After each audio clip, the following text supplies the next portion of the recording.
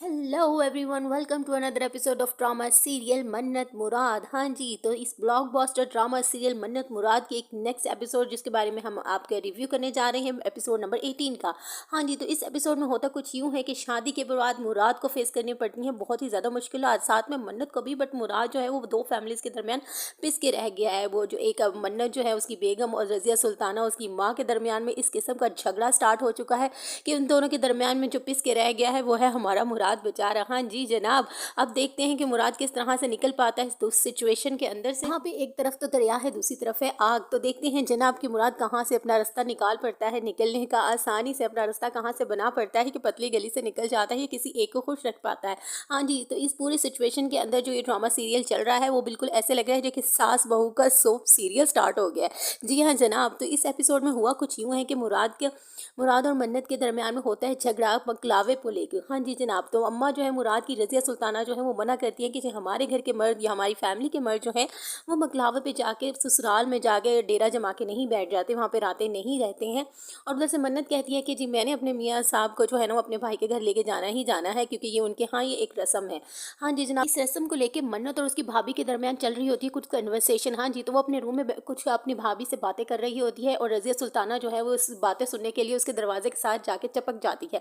इतने में मन्नत ये देख लेती है कि रज़िया सुल्ताना या कोई भी है जो कि मेरे दरवाजे के साथ चिपका हुआ है, और वो आहिस्ता से जाके दरवाज़ा खोल देती है और हमारी रज़िया सुल्ताना धड़म से नीचे गिर जाती है। यहाँ पे रज़िया सुल्ताना की एक्टिंग देख के बहुत ही ज़्यादा हंसी आती है क्योंकि उसकी कमर पे पड़ जाती है चुक। हाँ जी जनाब, तो उसकी बेटियाँ आगे पूछती है अम्मा तुम यहाँ कर क्या रही थी? वो आगे से कहती है हाँ भाई सुन लो, बातें सुन रही थी भाई, और क्या सुनना चाहती हो मुझसे। हाँ जी, तो ये सास बहू के तरह में थोड़ी मीठी मीठी सी जरा जो है ना वो गड़बड़ी चलती ही रहती है। अच्छा, तो देखते हैं कि अब देखते हैं कि इस रस्म में जो है वो कामयाब कौन हो पाता है। लेकिन मुझे कुछ ऐसा लगता है कि हमने 19 एपिसोड के कुछ प्रोमोज देखे हैं, उसमें ऐसा देखे है कि मुराद जो है कुछ गड़बड़ी कर जाता है। हाँ जी जनाब, वो क्या गड़बड़ी कर जाता है उसके बारे में हम आपको बताते हैं। जी जनाब, तो इस एपिसोड में हम देखते हैं जैसे जैसे ये आगे चलती है सिचुएशन ऐसे चलती है, तो मुराद जो है वो बहुत ज़्यादा परेशान होकर अपने दोस्त से जो है ना वो उसकी हेल्प मांगता है, और उसका दोस्त जो है वो पंगेबाज हमेशा की तरह उसको एक नए नए आइडियाज़ देता है और कहता है कि भाई तेरा तो कुछ नहीं बनेगा। खैर वो उससे पूरी सिचुएशन समझाता है कि मैं जो हूँ वो पिस के रह गया हूँ बहनों के, माँ के और अपनी बीवी के दरमियान में। तो उसका मुराद का दोस्त जो है वो उसको ज़रा हौसला देता है और उसे कहता है कि भाई तू मर्द है, मर्द बन और इन सब औरतों को हैंडल कर। ऐसी सिचुएशन में वो ज़रा बातें कर रहे होते हैं तो उनके दरमियान में एक आइडिया आता है जिसे वो एक्सप्लेन नहीं कर पाते, लेकिन हमें ऐसा लगता है कि एंड पे दिखाया जाता है कि मुराद को है वो रात को भागा चला आ जाता है। उसी दिन रात में भागा आता है और कहता है अम्मा अम्मा अतहर का हो गया है एक्सीडेंट। हाँ जी जनाब, तो अतहर के एक्सीडेंट की न्यूज़ सुन के जो है रज़िया सुल्ताना है वो भी चौंक की रह जाती है, और उस एक्सीडेंट के बहाने हमें हाँ जी, तो ये एक्सीडेंट जो है वो ऐसा लग रहा है कि मुराद और अतहर की है प्लानिंग। हाँ जी, तो प्लानिंग कुछ ऐसी है कि इस एक्सीडेंट के बहाने जो है वो मन्नत को भी कर दिया जाए खुश और माँ को भी कर दिया जाए राजी।